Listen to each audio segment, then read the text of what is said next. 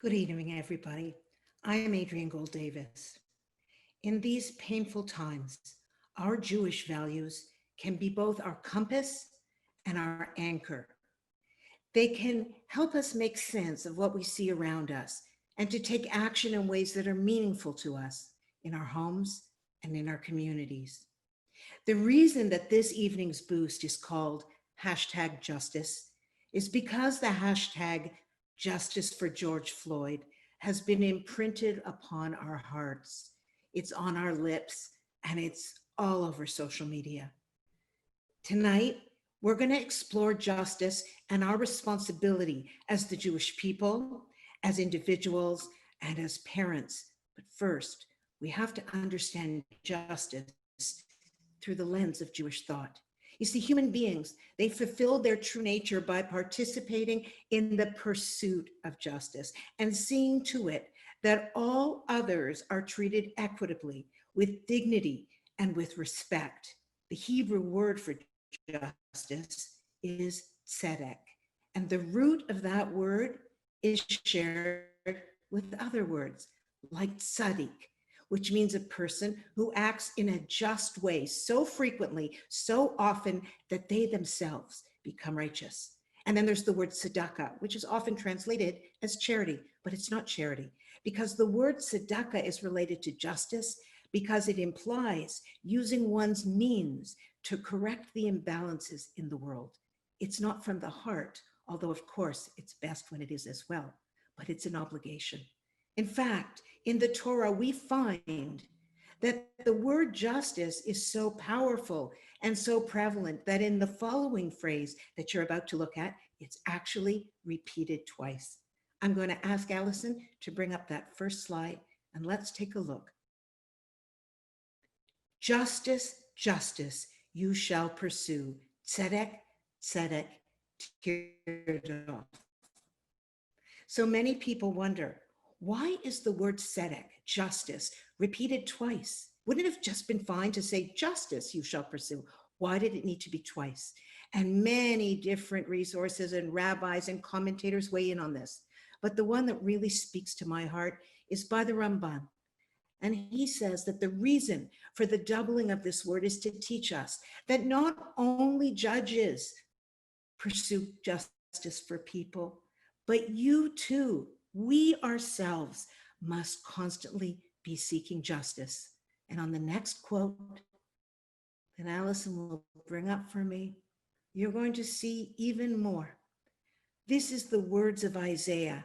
Isaiah, whose words are written across the United Nations building in a call for peace, whose words are written across the Liberty Bell in Philadelphia. It says here, learn to do good, devote yourself to justice, aid the wronged, uphold the rights of the orphan, defend the cause of the widow.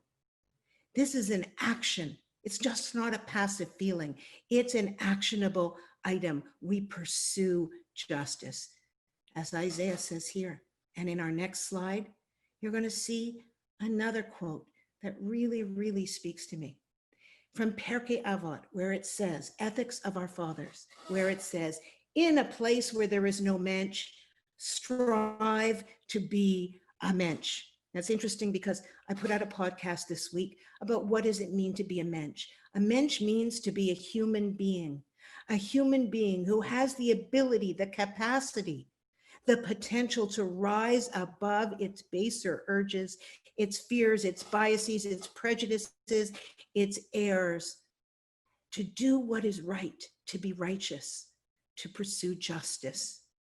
And you're going to get a link for that podcast in the chat function at the side here. Please feel free to listen to it and share it if you enjoy it.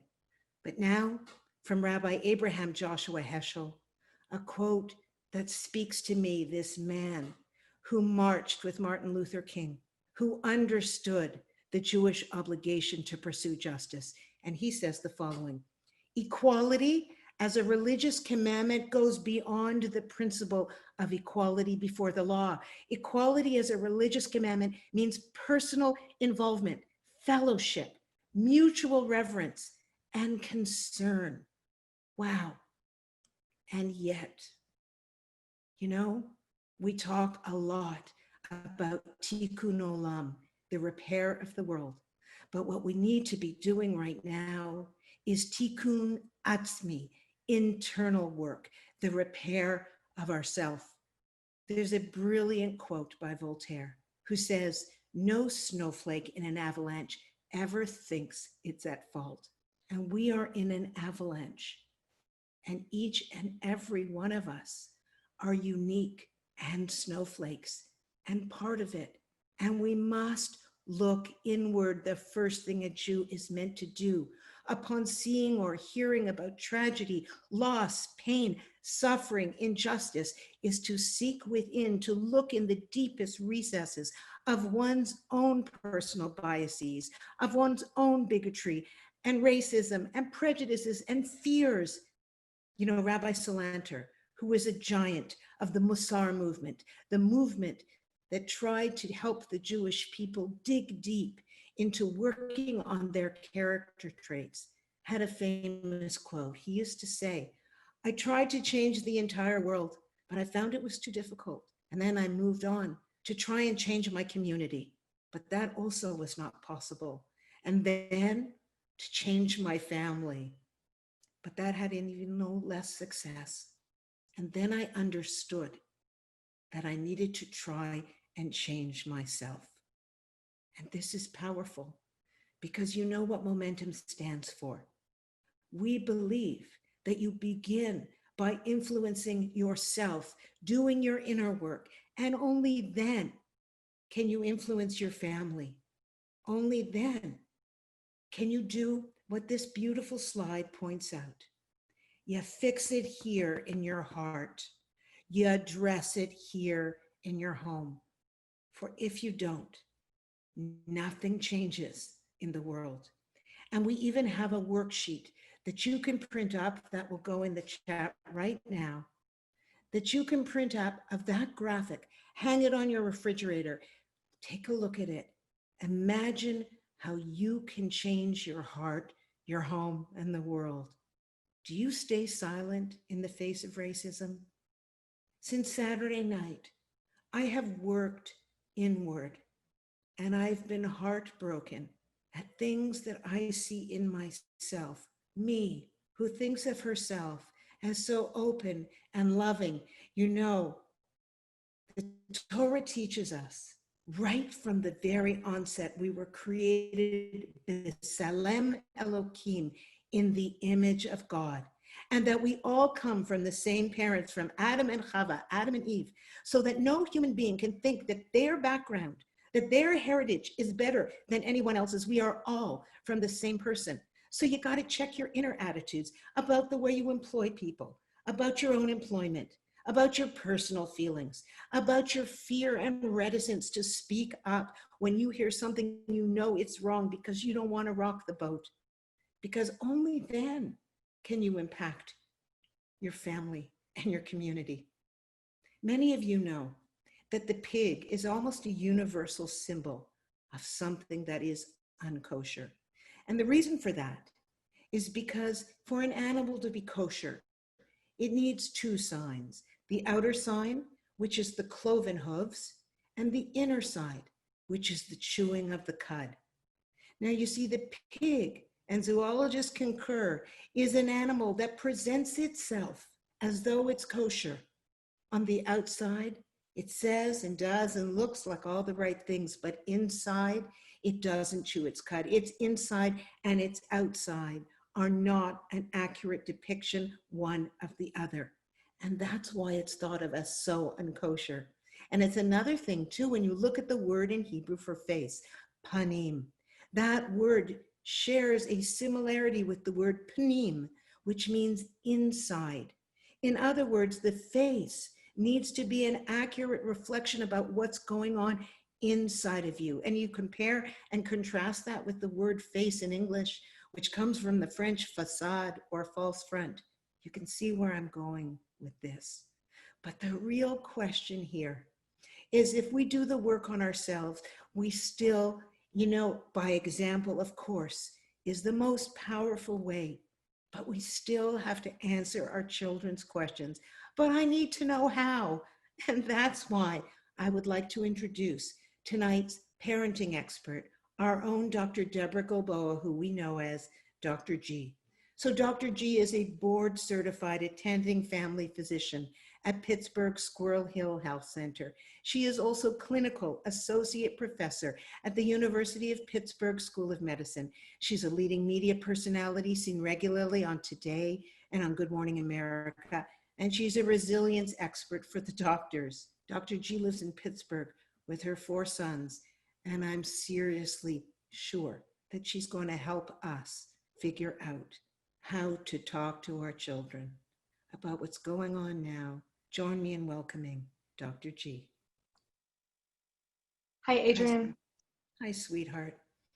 Thank you so much for sharing that. The thing that moved me the most of everything that you said is that there's nothing new about this struggle that we're facing. There's nothing new sometimes it feels like there's nothing new in Judaism. The millennia have given us what to look at and learn from and to help guide us no matter how pressured, different, crazy the moment that we're in feels. Right. So I want to start off just a little bit of time where I'm going to speak, and then Adrienne and I are going to come back together and speak together about the real difficulties in doing the work that we each know we need to do on ourselves and that we're trying to do in our family. The first thing that I want to say is the idea of saying, hey, that sounded kind of racist, or I'm uncomfortable looking around our Zoom friends gathering, seeing only faces that are the same shade as mine. Or the idea of saying, boy, everything I read tells me that if my kids are going to do better than I did, they need a more diverse world that they actually live in, not just they see across the street or see on a billboard or see across the cafeteria. And I'm going to stop to say that there's a great book on this called Why Are All the Black Kids Sitting Together in the Cafeteria? And Other Questions on Race.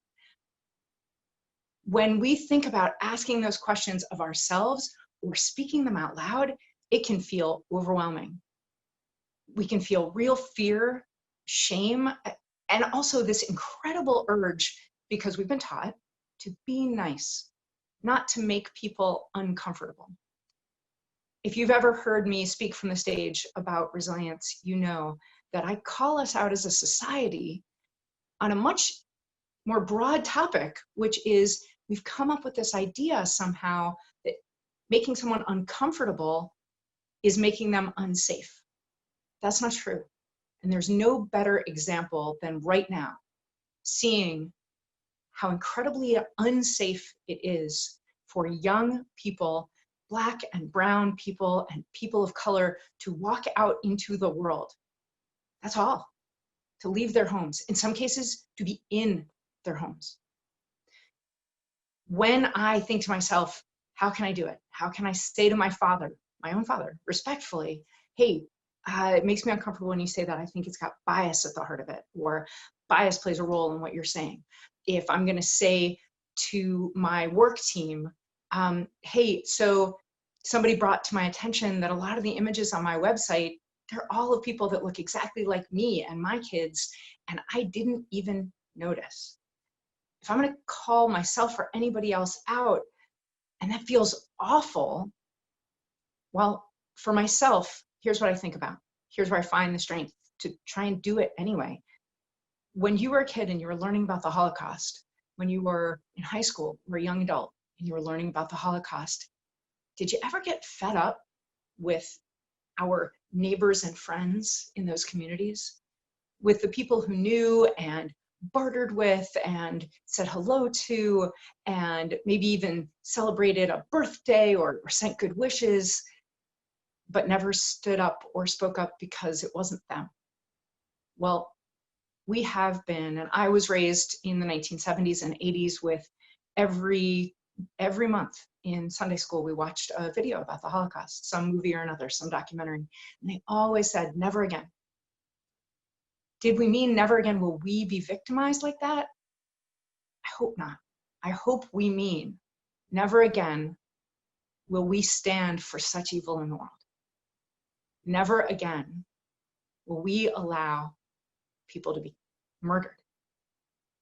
So when I look at that and I say, gosh, the 8-year-old me really wanted to hold those people to account, I have to hold myself to account.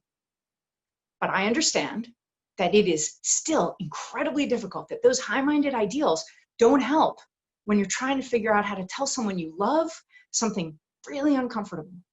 So I want to give you an algorithm. I want to give you 3 steps to follow. The first is empathy.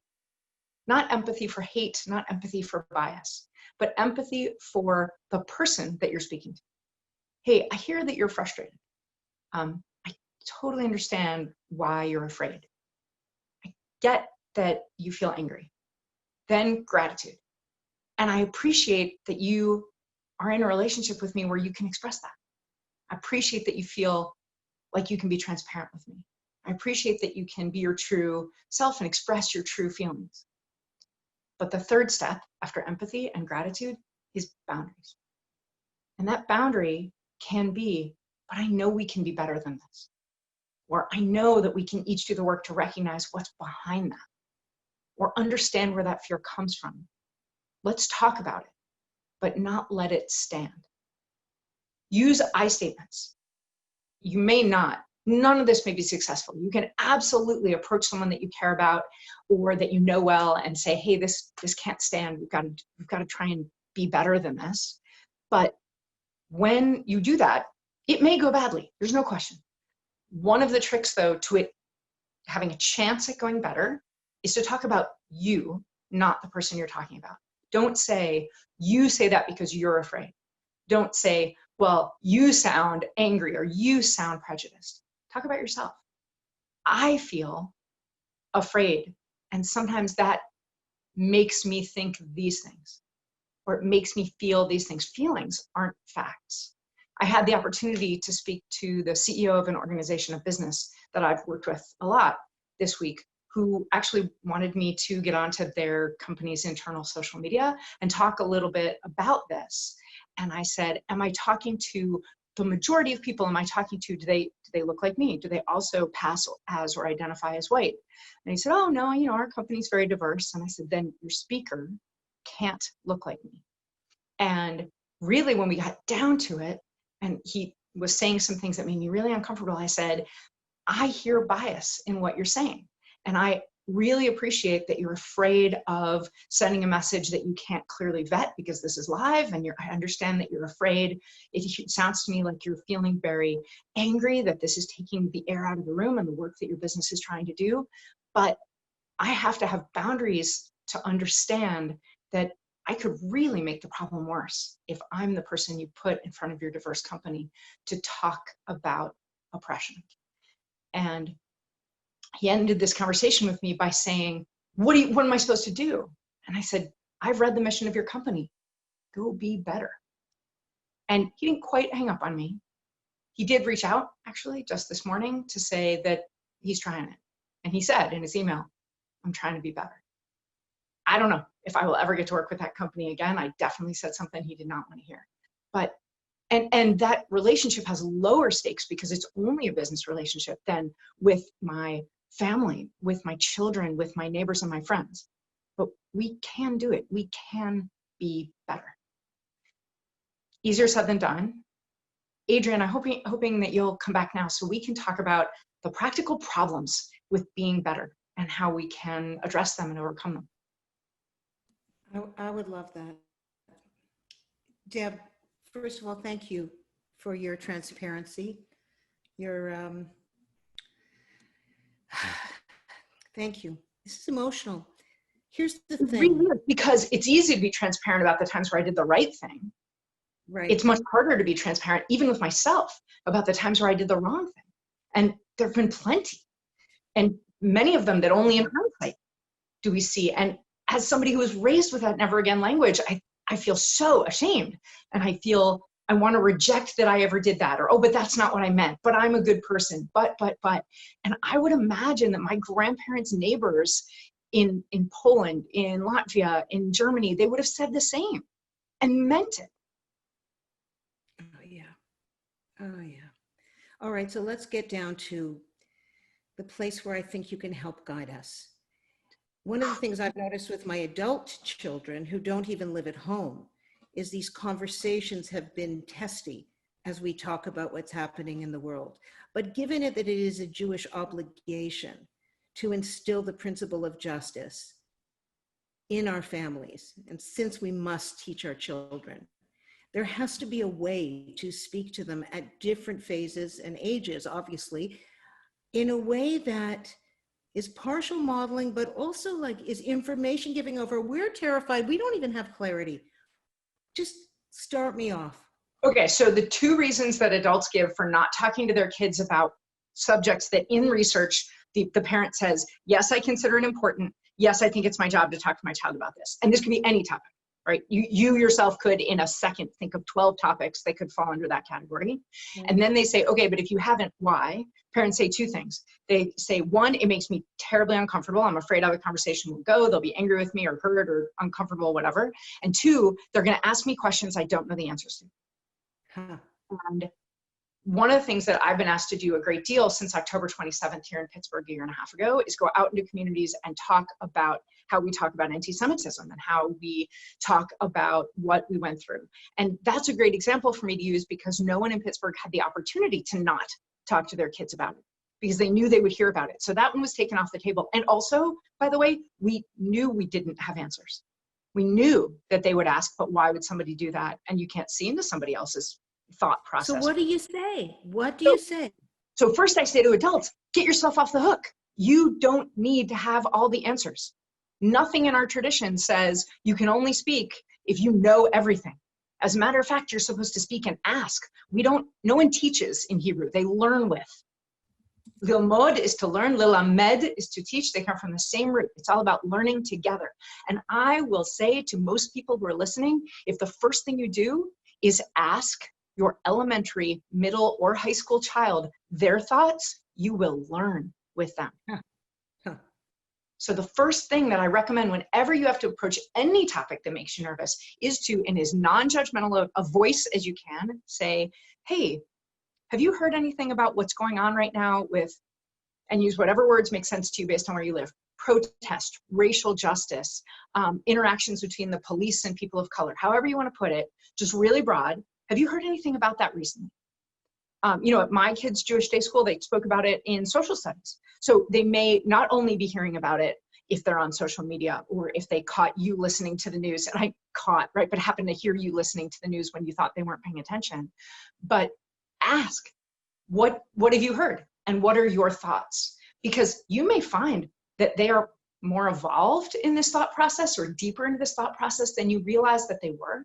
And anytime you're going to give someone information, and we're not just going to listen to what they have to say, but we should listen and have empathy and gratitude if they're willing to talk to us about it, because you want to enter the conversation where they are. Just like my kid's spelling teacher gives us a spelling list for where he is in spelling, not for where a different kid is.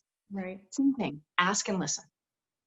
Then, what if you don't like what you hear? What if you get apathy? What if you get, I don't, it's not happening to me? What if they don't care? Then you know the right place to start.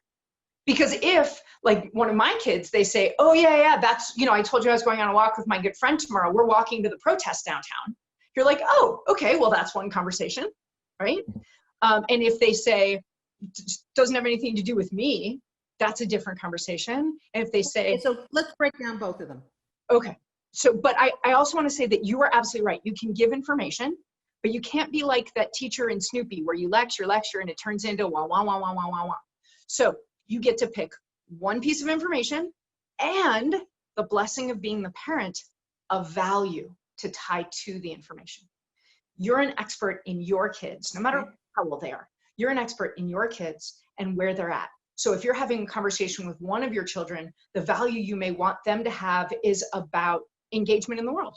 just paying attention more to what's going on. A different child, the message might be about empathy. For that kid with apathy, the opposite of apathy is actually empathy. You might want this simply to be a value this time, because another blessing of being a parent, we get 1,000 bites at the apple. I'll say. Right? So you don't have to get it all in. Don't try to cram it all in. It's like trying to learn the entire lesson in health class about, the dangers of alcohol and substance use in one 10-minute conversation while you still have their attention. It doesn't work. One piece of information, one value, time together. Okay, give me an example. Let's just say my 8-year-old came up to me and said, I don't have an 8-year-old, but let's say your 8-year-old comes up to you and says, Mommy, I'm scared. I saw the news. Is our neighborhood gonna go on fire? What's going on? And why does everybody hate, whatever. Right, okay. What do you think to an 8-year-old?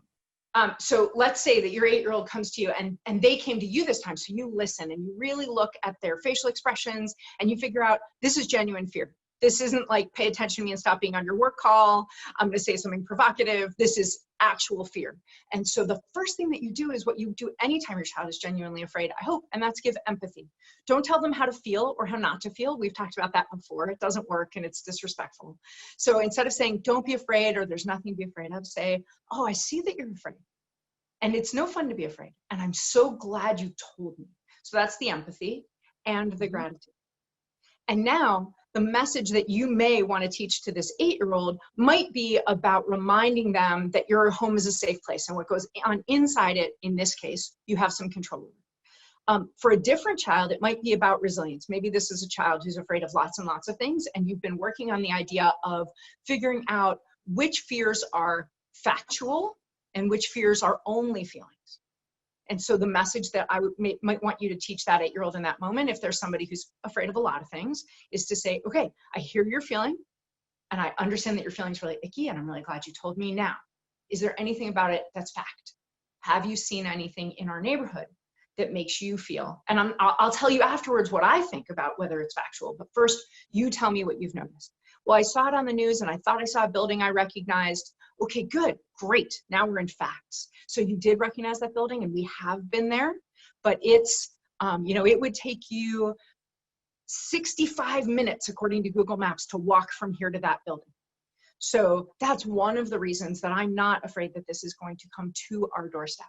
The conversation about why it matters, why it's important, that may be a conversation you have with the 10-year-old child that day or the 12-year-old child that day, but with that 8-year-old, one piece of information and one value. When you talk about this again, because we're going to check back in, when you talk about this again, then you might pick up another value.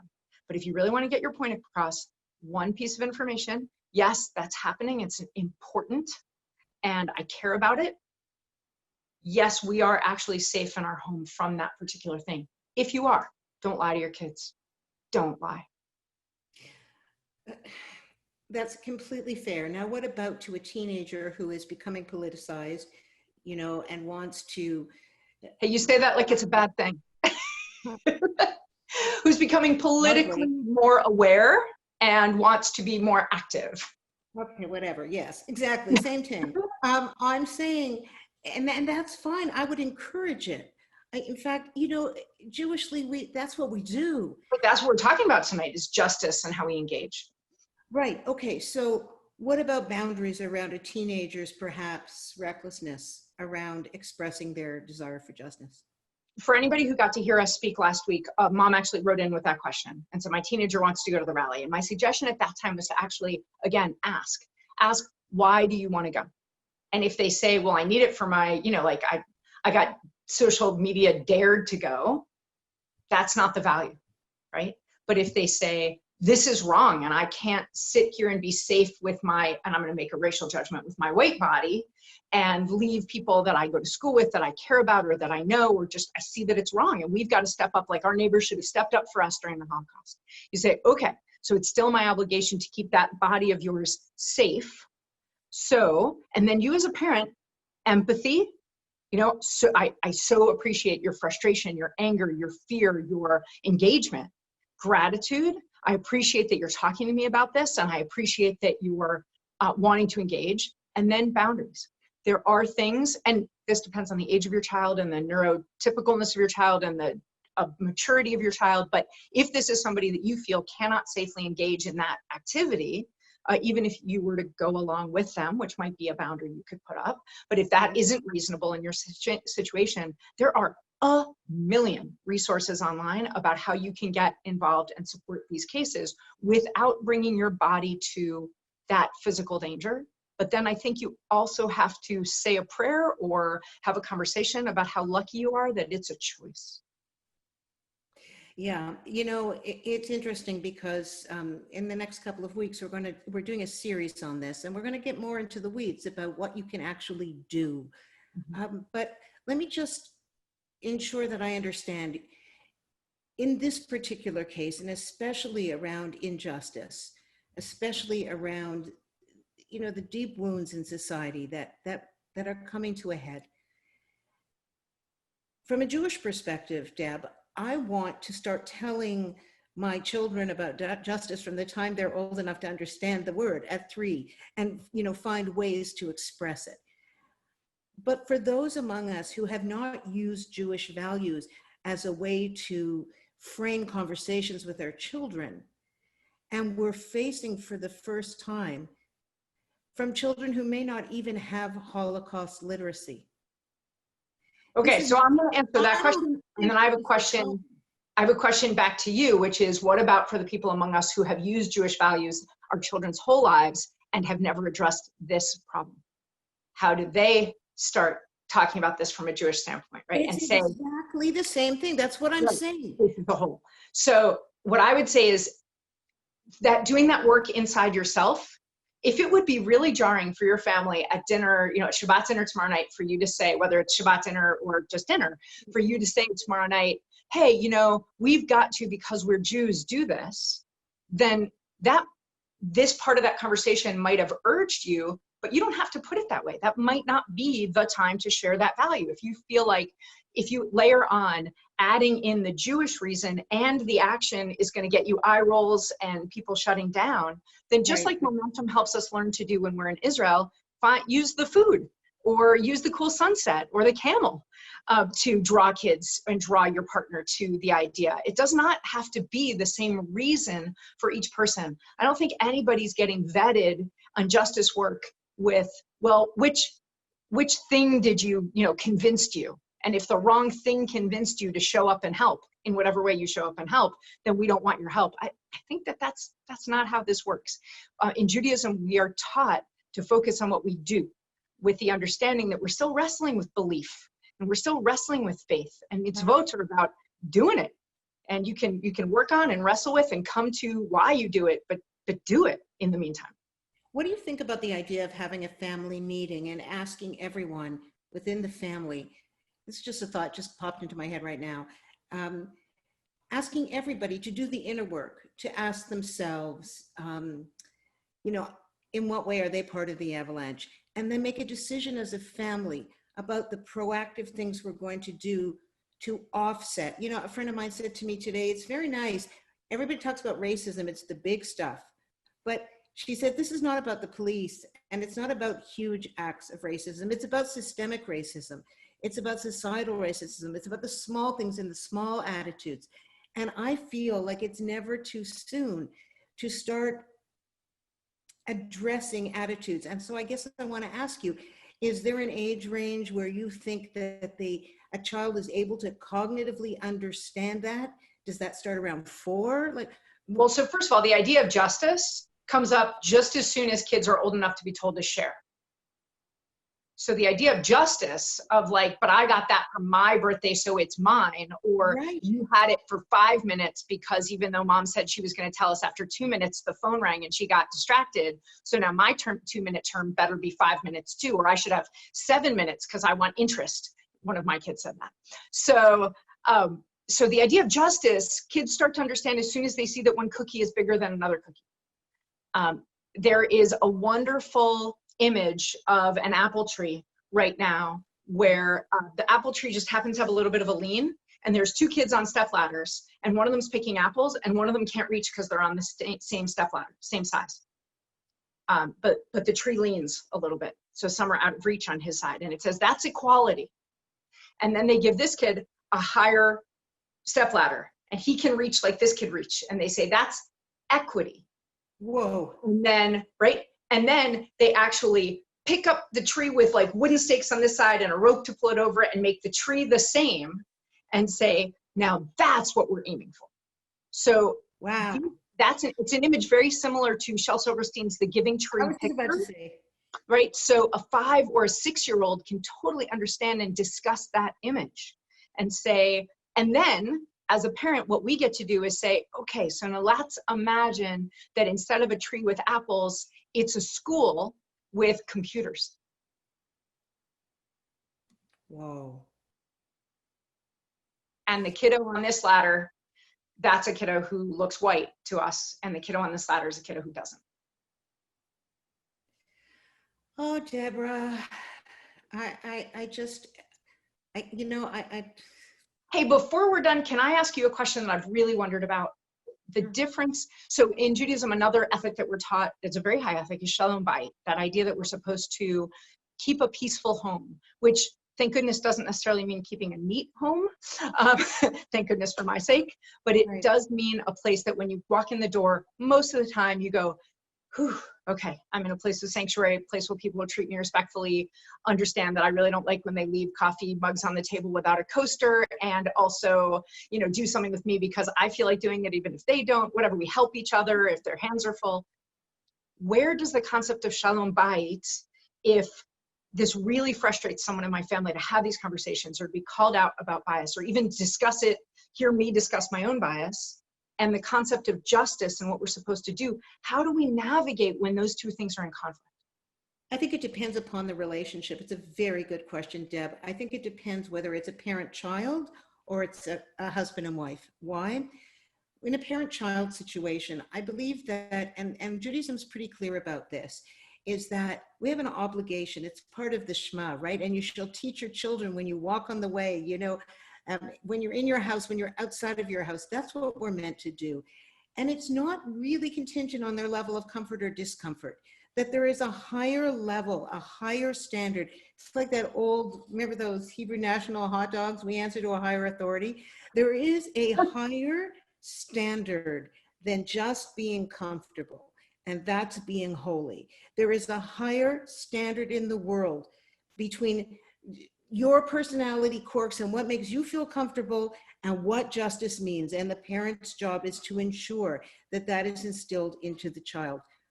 When the adult parents disagree, that is for behind closed doors. It is to be done carefully and respectfully. It's not your job to parent your spouse. Right. And it If can you lead to a want, lot of trauma when you try. if you want peace in the house, you can decide what you're willing to live with and what you're not willing to live with. And you can be creative in ways that you can model how to behave in the way you think is holy. And also you can manipulate in the positive way by rewarding what you consider to be positive behaviors in your spouse, behaviors that seem to not be socially or emotionally off. You can reward it. But when it comes to your children, I think we have a mandate Jewishly that we need to teach it. And I think we need people like you to help us understand how to do it based on the developmental stage and age of our child.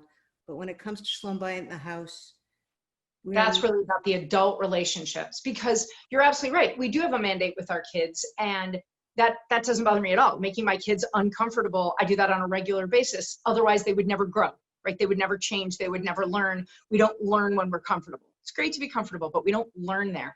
And being uncomfortable in order to be more safe is worth it.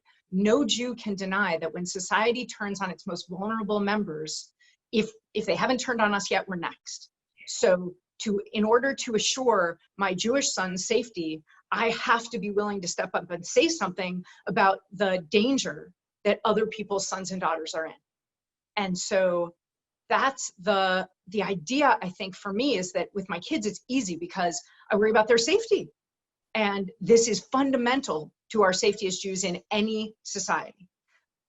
But it is a harder conversation, and maybe, and you tell me if I'm wrong, but maybe that's a place, if I really feel fundamentally different than my adult partner in the home, maybe that's a place where we reach to our spiritual advisor or to a trusted friend that can and is willing to moderate a little bit. And then when we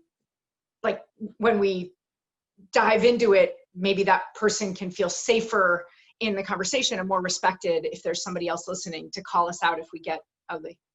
Right. You know, Shalom Bayit requires a lot of things to be done between the parents behind closed doors and with tremendous care. But okay, so, you know, I have a million other questions, but unfortunately, I think we've tapped out of time. But over the next few weeks, as I said, we're going to be addressing justice in a real tangible, hands-on way. What things can we do? And speaking to people for whom who have been affected, impacted by the systemic injustice in our culture. And I'm hoping that that we'll get more clarity, but this is always a great beginning. And Deborah, it's always an honor and a privilege to have you on. Thank you. Thank you. I'm really honored to be a part of it. And as a Momentum participant, I really appreciate that you, as an organization, are tackling this with us, because we need trusted partners to figure out how to do this better. To go be better. How can we all go be better? That's my new line. I'm stealing it.